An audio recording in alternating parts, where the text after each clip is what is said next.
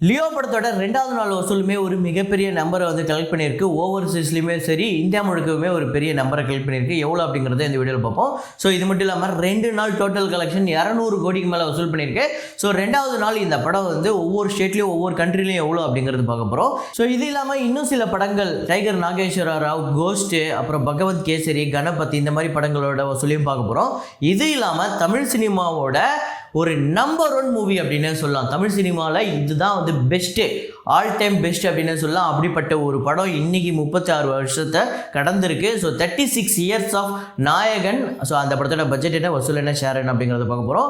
So வீடியோக்குள்ள போகிறதுக்கு முன்னாடி நம்ம சேனலை நீங்கள் சப்ஸ்கிரைப் பண்ணல அப்படின்னா பண்ணிவிடுங்க. பக்கத்தில் இருக்க பெல் ஐக்கானை அப்படியே ப்ரெஸ் பண்ணிவிடுங்க. வாங்க வீடியோக்குள்ளே போகலாம். நேற்று வீடியோவில் நான் ஒரு ஃப்ரேம் ஒன்று வச்சுருந்தேன். அதை நிறைய பேர் கரெக்டாக கெஸ் பண்ணியிருந்தீங்க. அது என்ன ஃப்ரேம், என்ன படம் அப்படிங்கிறத இப்போ பார்த்துட்டு வாங்க.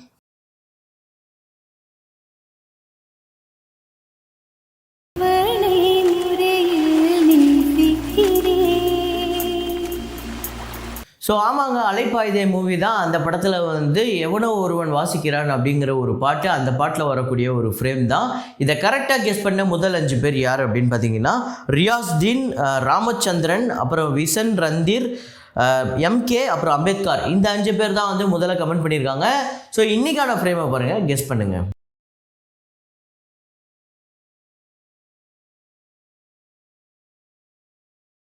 ஸோ வசூலுக்குள்ள போகிறதுக்கு முன்னாடி நிறையா பேர் இது வீடியோவை பார்க்குறவங்க லைக் பண்ணாமல் பார்த்துட்ருக்கீங்க. அதே மாதிரியே நம்ம சேனலை சப்ஸ்கிரைப் பண்ணாமல் பார்த்துட்ருக்கீங்க. அதை நீங்கள் பண்ணிவிடுங்க. ஸோ அதுதான் நீங்கள் பண்ண வேண்டிய முக்கியமான ஒரு சப்போர்ட்டு. ஸோ நம்ம பார்க்க போகிற முதல் படம் Killers of the Flowers Moon அப்படிங்கிற ஒரு ஹாலிவுட் படம். இந்த படம் வந்து அக்டோபர் 20 நேற்று ரிலீஸ் ஆகிருக்கு. ஸோ ப்ரீமியர் ஷோ ப்ளஸ் டே 1 இந்த படத்தோட வசூலை பார்க்க போகிறோம். மார்டின் ஸ்கார்சிஸ் அவர்களோட இயக்கத்தில் லியோனார்டோ டிகாப்ரியோ அப்புறம் வந்து ராபர்ட் டி நீரியோ நடித்த இந்த படம் வந்து ஒரு மிகப்பெரிய கேஸ்ட் அண்ட் க்ரூவில் மிகப்பெரிய பட்ஜெட்டில் வந்திருக்கு. $200 மில்லியன் இந்த படத்தோட பட்ஜெட்டு.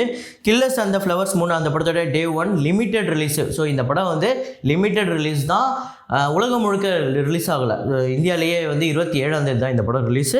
ஸோ ப்ரீமியரில் பார்த்திங்க அப்படின்னா $8 மில்லியன், டே 1 பார்த்திங்க அப்படின்னா $5.8 மில்லியன், டோட்டலாக $13.8 மில்லியன் வந்து கலெக்ட் பண்ணியிருக்கு. இந்த படத்தோட பட்ஜெட் $200 மில்லியன், 1660 கோடி இந்த படம் வந்து பட்ஜெட்டாக வருது நம்ம ஊர் காசுக்கு.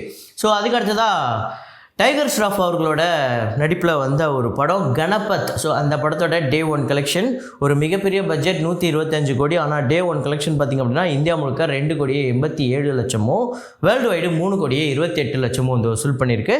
ஸோ அதுக்கடுத்ததாக டைகர் நாகேஸ்வர ராவ் அந்த படத்தோட டே 1 கலெக்ஷன் ஆந்திரா தெலுங்கானாவில் 7,18,00,000, வேர்ல்டு வைடு 9,28,00,000 வந்து வசூல் பண்ணியிருக்கு.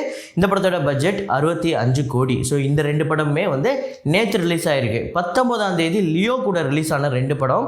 பகவத் கேசரி அந்த படத்தோட டே 2 கலெக்ஷன் ஆந்திரா தெலுங்கானால 9,85,00,000, வேர்ல்டு வைடு 17,45,00,000 வந்து வசூல் பண்ணியிருக்கு.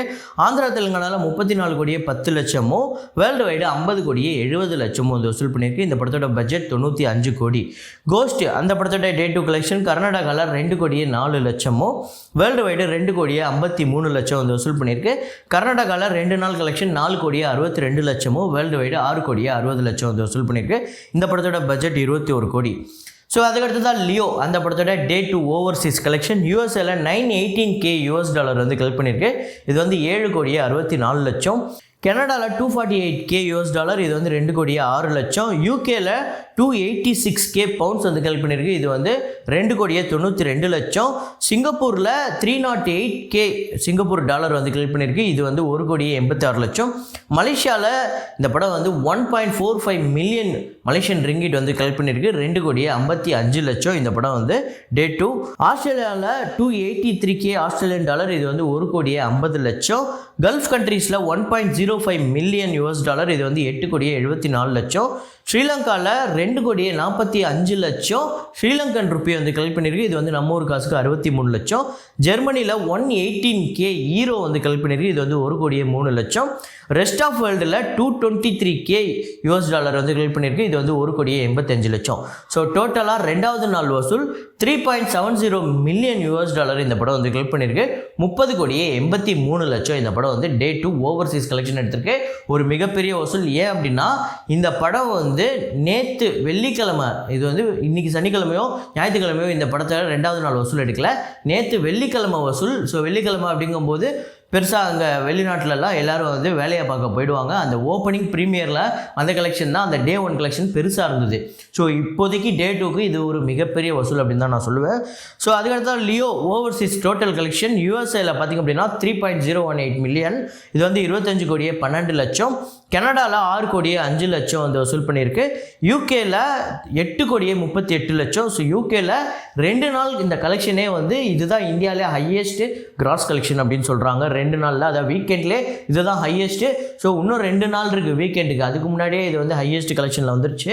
அப்புறம் சிங்கப்பூரில் 5 கோடியே 80 லட்சம், மலேசியாவில் 8 கோடியே 18 லட்சம், ஆஸ்திரேலியாவில் 3 கோடியே 79 லட்சம், கல்ஃப் கண்ட்ரீஸில் 27 கோடியே 47 லட்சம், ஸ்ரீலங்காவில் 1 கோடியே 97 லட்சம், ஜெர்மனியில் 3 கோடியே 37 லட்சம், ரெஸ்ட் ஆஃப் வேர்ல்டில் 5 கோடியே 88 லட்சம்.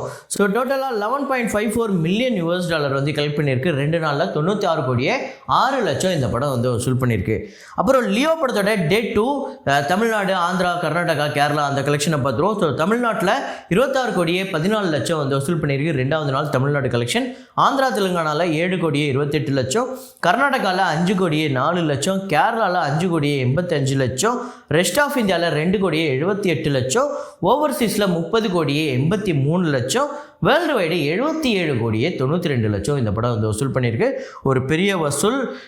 2வது நாள் 70 கோடிக்கு மேலே வந்து வசூல் பண்ணியிருக்கு. ஃபஸ்ட்டு டே 140 கோடி, அது வேறு, ஏன்னா அது ப்ரீமியர் கலெக்ஷன்லேருந்து டே 1 வந்து எப்போவுமே ஓப்பனிங் எல்லா படத்துக்கும் மற்ற நாளை விட ஓப்பனிங் பெருசாக இருக்கும். ஸோ செகண்ட் டே இந்த கலெக்ஷன் வந்திருக்கிறது உண்மையிலே மிகப்பெரிய விஷயம். ஸோ டோட்டலாக தமிழ்நாட்டில் இதுவரையும் 60 கோடியே 72 லட்சமும், ஆந்திரா தெலுங்கானாவில் 19 கோடியே 93 லட்சம், கர்நாடகாவில் 19 கோடியே 7 லட்சம், கேரளாவில் 17 கோடியே 96 லட்சம், ரெஸ்ட் ஆஃப் இந்தியாவில் 7 கோடியே 56 லட்சம், ஓவர்சீஸில் 96 கோடியே 6 லட்சம், வேர்ல்டு வைடு 221 கோடியே 30 லட்சம் இந்த படம் வந்து வசூல் பண்ணியிருக்கு. இந்த படத்தோட பட்ஜெட் 280 கோடி. ஸோ இது இல்லாமல் கேரளாவில் ஒரு மிகப்பெரிய சம்பவம் பண்ணியிருக்கு. என்னன்னா டே 1 கலெக்ஷன் ஆல்ரெடி லியோ தான் இப்போதைக்கு ஆல் டைம் நம்பர் 1ல் இருக்குது அப்படிங்கிறத சொன்னோம். இப்போ டே 2லேயுமே ஆல் டைம் நம்பர் 1ல் லியோ தான் இருக்குது. செகண்ட் டே கலெக்ஷன் இதுவரையும் எந்த ஒரு கேரளாவில் எந்த ஒரு மலையாள படம், ஹிந்தி படம், தெலுங்கு படம் எதுவுமே அவ்வளோ கலெக்ட் பண்ணதே இல்லை. ஸோ அதுலேயுமே வந்து லியோ நம்பர் 1ல் இருக்குது. இது இல்லாமல் ஹிந்தி பெல்ட்டில் இந்த படம் வந்து ஒரு பெரிய விஷயம் பண்ணிகிட்டு இருக்கு. ஹிந்தி பெல்ட்டில் நிறைய பேர் கேட்டாங்க, இது என்ன இவ்வளோ கம்மியான கலெக்ஷனாக இருக்குது, இது எப்படி 1000 கோடி வருமா அப்படின்னு கேட்டாங்க. ஸோ 1000 கோடி வருமா வராதான்னு எனக்கு தெரியாது. ஆனால் ஏன் ஹிந்தி பெல்ட்டில் வழக்கமாக ஒரு தெலுங்கு படம் ரிலீஸ் ஆகுறதோ இல்லை ஒரு டைரெக்டாக ஒரு ஹிந்தி படம் ரிலீஸ் ஆகிற படங்களோட ரொம்ப கம்மியான கலெக்ஷனில் இருக்குது அப்படின்னு கேட்டிருந்தாங்க.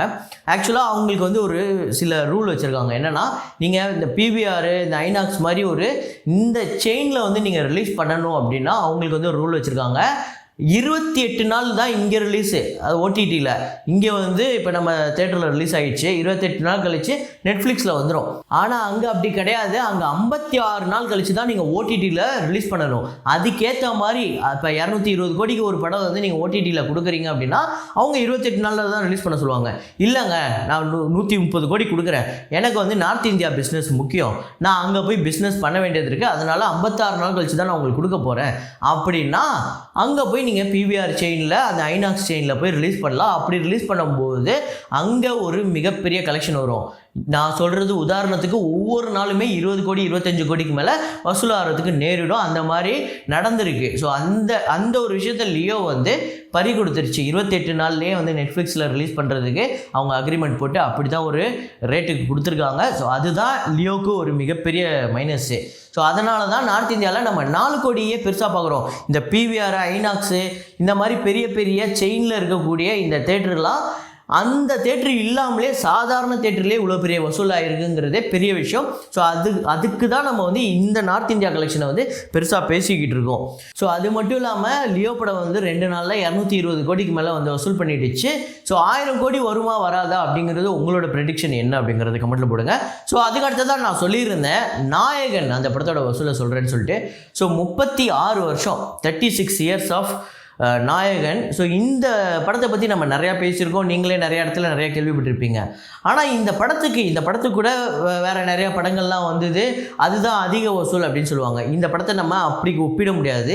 ஏன் அப்படின்னா அந்த சமயத்தில் இந்த படம் வந்த சமயத்தில் தேட்டரில் படம் பார்த்தவங்களோ இல்லை கேசட் வாங்கி படம் பார்த்தவங்களுக்கோ தெரிஞ்சிருக்கோம் நான் சொல்கிற விஷயம். என்ன அப்படின்னா 1987 இந்த படம் ரிலீஸ் ஆகிற அதே நாள், அதுக்கும் முன்னாடியே நைட்டே இந்த படம் வந்து கேசட் ஒரிஜினலில் விட்டுட்டாங்க. ஸோ அப்படி வேற ஒரு இப்போ நம்ம ஓடிடியில் கொடுக்குறோம்ல, அந்த மாதிரி அப்போவே 1987 அப்படி ஒரு வியாபாரம் பண்ணியிருக்காங்க நாயகன் படத்துக்கு. இது மட்டும் இல்லாமல் வேலு நாயகன் சொல்லிட்டு ஹிந்தியில் ரிலீஸ் ஆச்சு அந்த படம்.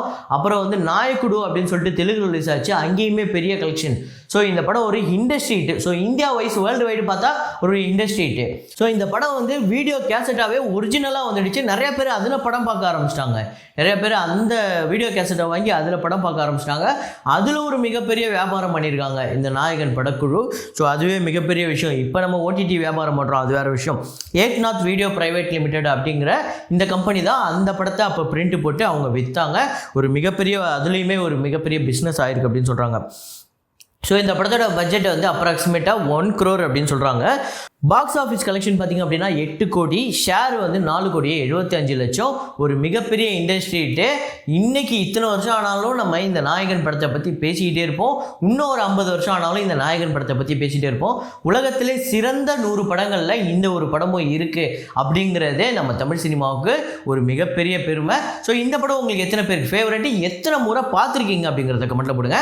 ஸோ இதே மாதிரி ஒரு வீடியோவில் மீண்டும் நான் உங்களை சந்திக்கிறேன். Signing off Rahman.